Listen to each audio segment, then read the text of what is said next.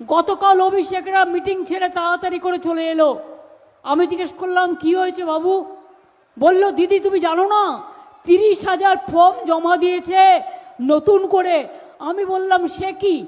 এখনো পর্যন্ত 18 লক্ষ লোকের নাম বাদ গেল, আরও বাকি আছে 42 লক্ষ ছাড়াও 60 লক্ষের মধ্যে আরও 18 লক্ষ, সেই নামগুলো এখনো তোলা হলো না।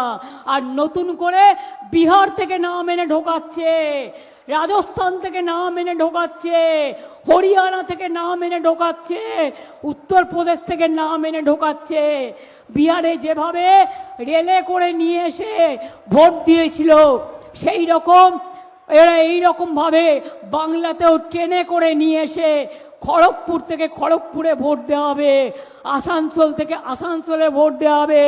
সারা জেলায় বাংলাকে বাদ দিয়ে, বাংলার মানুষকে বাদ দিয়ে ডাবল ইঞ্জিন সরকার আপনাদের ভোট দখল করবে। আমি সবাইকে বলবো, বুথ থেকে শুরু করে, পঞ্চায়েত থেকে শুরু করে, টাউন থেকে শুরু করে, ব্লক থেকে শুরু করে লক্ষ্য রাখুন কোথায় কি হচ্ছে। আমরা প্রমাণ করে দিয়েছি, বস্তা বস্তা কাগজ কালকেও নির্বাচন কমিশনে 30,000 নাম জমা দিয়েছে। তারা বাংলার কেউ নয়, সব ভিনদেশি। কেন দিয়েছে? বাংলার রাজ্যটাকে তুলে দিতে চায়, বাংলাকে বধ করতে চায়।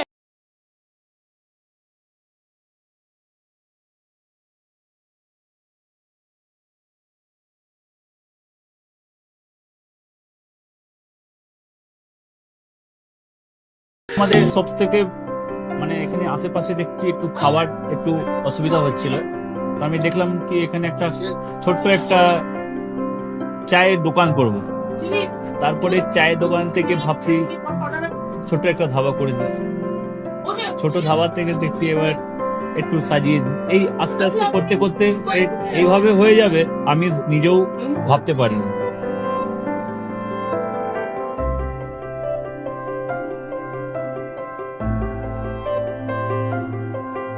ব্যবহারের জন্য আমাদের এখানে কার পার্কিং থেকে নিয়ে গেস্ট খাবার থেকে নিয়ে বাড়ি এরকম কিছু ব্যাপার যদি থাকে তো মানুষকে বাড়িতে আমরা সার্ভিস দিতে পারবো, এইভাবেও আমরা চেষ্টা করব।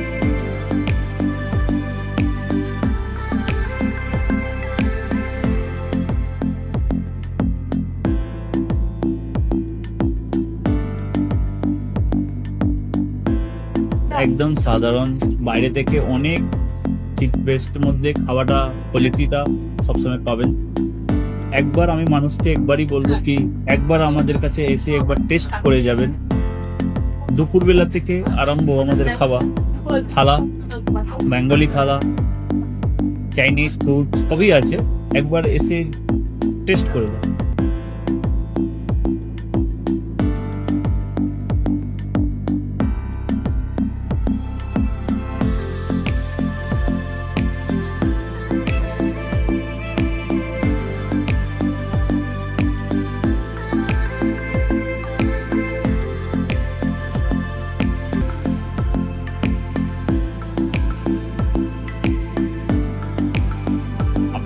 চ্যানেলের মাধ্যমে বলি একবার আসুন কেশরী ধাবা দেখে নিন। আমার নাম রঞ্জন কেশরী।